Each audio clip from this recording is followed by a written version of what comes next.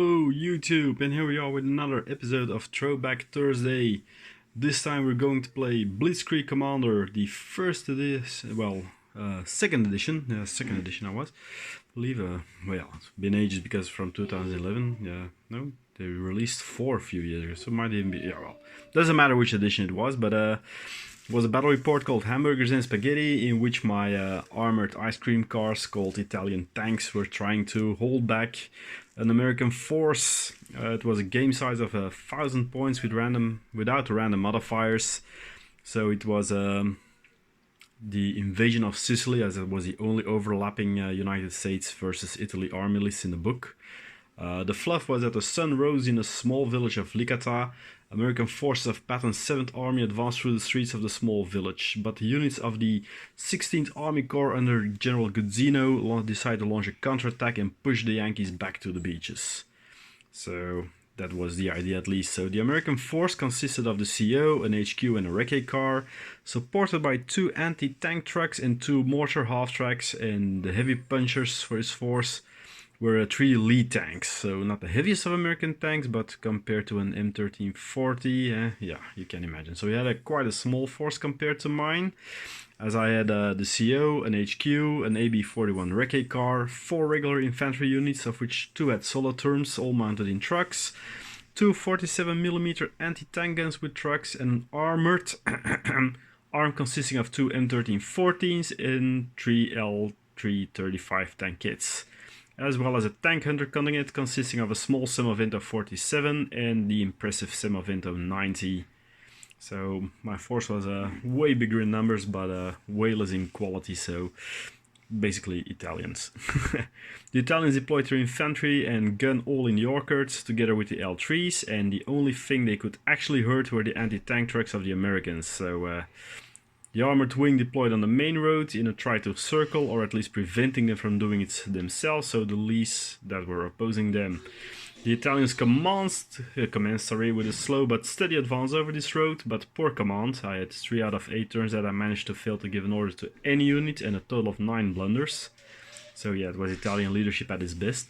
Made this a rather ramshackle advance, so in the meantime the L3 started a dash forward in a desperate attempt to take out the anti-tank trucks. The Americans from their side obliterated the 47mm guns with their mortar half-tracks, guided by the recce troops.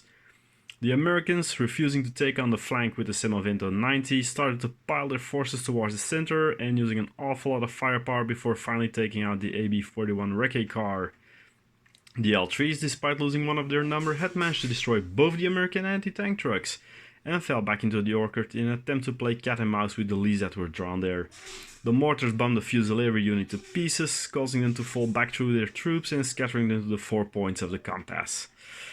The Americans started to enter the orchard at the start of a turn, but we decided to call it quits here, as the Italian slow armor not being able to catch up, and the L3s and infantry being able to play cat and mouse in the field would result in the Americans not being able to reach my breakpoint before the 10-turn limit would run out. So the counterattack had failed abysmally, and Patton's forces pulled through the village into the soft underbelly of the Axis. The Americans lost 200 points. They were 2 away from their breakpoint of 4, and the force that lost were the 2 self-propelled trucks with the 75mm. The Italians, losing 340 points, were also 2 points away from their breakpoint of 7, so because I had a larger force, larger breakpoint. But I lost 2 47mm guns, 1 M13, 1 L3, 1 regular infantry unit with a solid turret upgrade, and the recce car. So all in all, a game I highly enjoyed. Just know that when you play Italians, victories really have to be celebrated, as they are quite rare and historically basically none at all. But if I draw the comparison with Future War Commander, this system makes for a more thinking man's game than its sci-fi equivalent, due to the split weapon stats making some weapons useless against certain types of troops. So no infantry kills all, for example, an uber tankiness of 350 points that nukes everything. So because in Future War Commander your infantry can kill heavy armor, in this game it just can't. The restrictions on troops due to the historical matchup table, so this is of course provided if people stick to them. The basic unbalancedness of the army material, because that was what happened in wars. There's no way in hell an M13 could go up against the King Tiger. and the general lack of saving throws of very low values of them, and the lack of stabilizers making you, unlike in Future War Commander, think twice before rushing armor forwards and blast away. But yeah, that's it for my try at Blitzkrieg Commander. Well, hope you enjoyed it. Give it a like, give it a comment, subscribe if you want to see more of these Throwback Thursday videos, and see you next time. Ciao, ciao!